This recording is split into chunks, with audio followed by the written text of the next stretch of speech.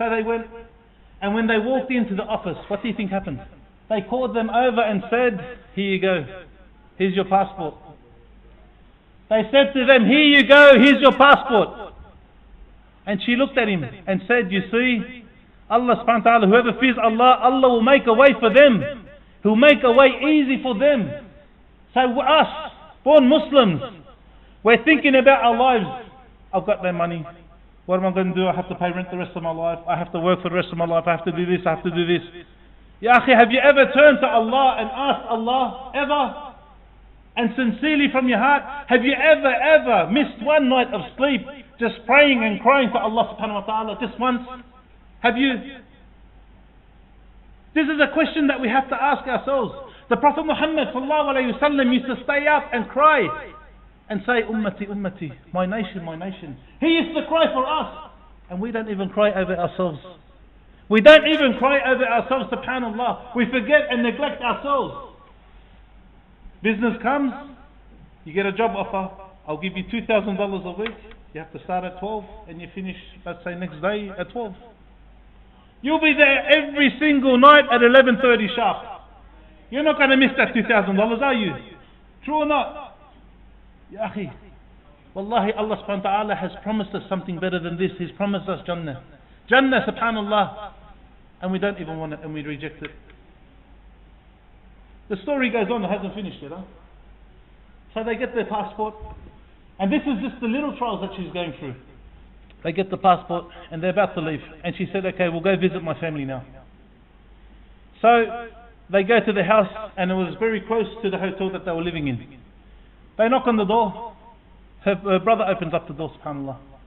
She hugs him and kisses him. She's so happy, imagine. You know, you haven't seen your brother for so long. She's hugging him. And Khalid said, you know what? I don't know whether he was happy to see her or just angry. They said, come in.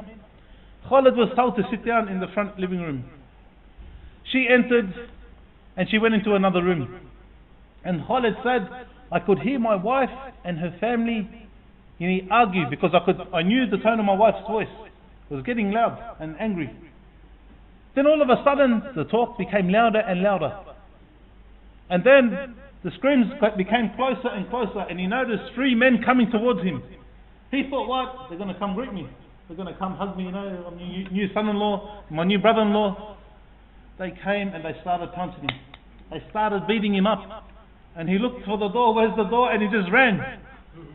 They started chasing him, and subhanAllah, alhamdulillah, he came to a crowd of people and went through the crowd and he lost them.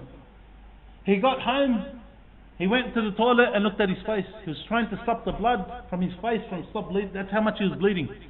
And his clothes were all ripped and he had bruises all over his face. And then he remembered his wife. If he's like this, what's going to happen to his wife? What's going on? But he knew he's in a foreign country. He can't do nothing there. You've got the Russian mafia and whatnot. God knows what's going to happen there. So he tried to clean up himself. He locked the door because he thought, what if they come, they followed me or something. So he became very scared. Every single crack that night, he'd wake up shivering.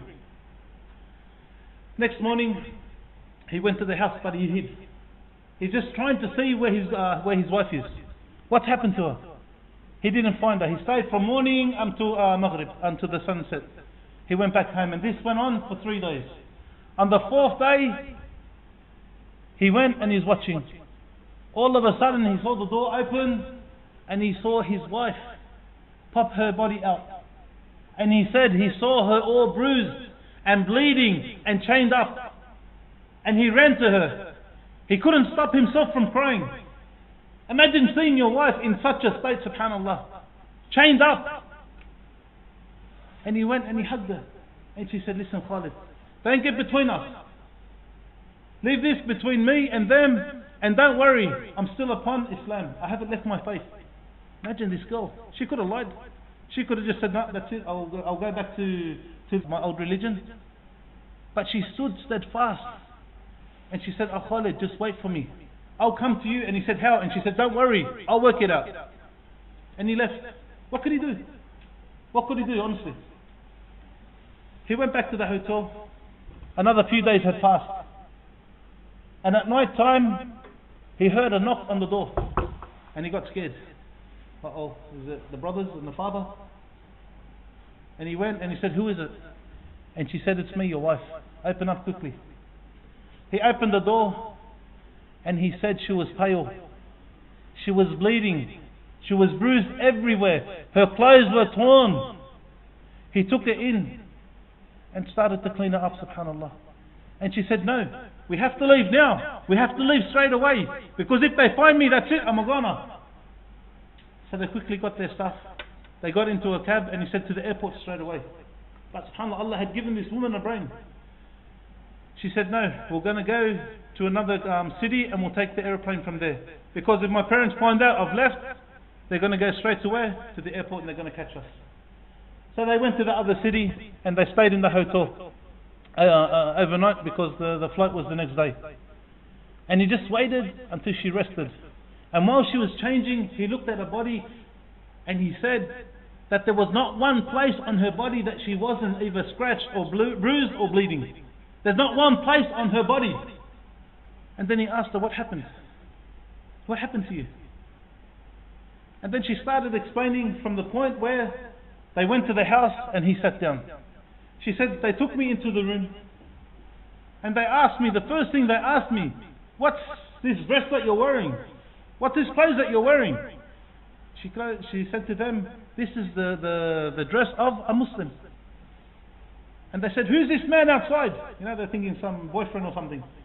She said, that's my husband. I've become a Muslim. And they said, what? There's no way in the world that you're going to leave this place until you become Christian again. There's no way. You're going to be a Christian or you're going to die. One or the other. And then she said, wait, just let me explain. She's talking to her father. Just let me explain, please. I ended up going to the Khalij, you know, and this person done this. He wanted me to become a prostitute. And her father said something so stupid. He said, you know, if you had come back a prostitute, it would have been better than you becoming a Muslim. What kind of an evil person was this guy? It would have been better if she had come back a prostitute than her becoming a Muslim. So anyway, she said, every single day she was being beaten. From when her brothers and father came back home from work until they went to sleep. She was being beaten by all of them. She said the only way I used to fall asleep was by being knocked out. They would knock her out cold and that's how she fell asleep. And she rested during the day because only her mother and her sister was with her. She was beaten constantly, subhanallah. Every day. And he said, how did you get out? How did you get free? How did you get to the door that day? She said, I spoke to my sister. And her sister used to ask her, why are you doing this to yourself? Just come back to our religion. Why? Why do you want to be a Muslim? Look what, they're going to kill you. And she started explaining Tawheed to her, you know, the worshipping of Allah subhanahu wa ta'ala, and about Islam. And then her heart became soft as well. Until the point where her sister became Muslim as well. Even though that she was going through all this, but look at the reward and look how it changed the people's lives. She became a Muslim as well. And she said to her, listen, and her sister noticed that every day that Khalid was looking outside. And she told her sister. And her sister had one key to one of the chains that she was chained up with. And that allowed her to get to the door. So that day, she undone one of the locks and she got to the door. That's where she spoke to him. And he said, Khalid said to his wife, how'd you get out? How'd you get free? If she only had one key. So the two sisters sat down and they said, the only way we're going to get the key off their brothers is by getting him drunk. Khalas, what could she do? They're kuffar, they're disbelievers, you know, they drink. So the other sister started putting him drink after drink after drink until they became drunk and to the point where they didn't know what they were doing. They took the key, she undone the locks, and she took off. And she said to her sister, I'm scared about you. She goes, don't worry about me. She goes, please don't tell them that you become a Muslim. Just wait till I get back home and then we'll call you over or work it out.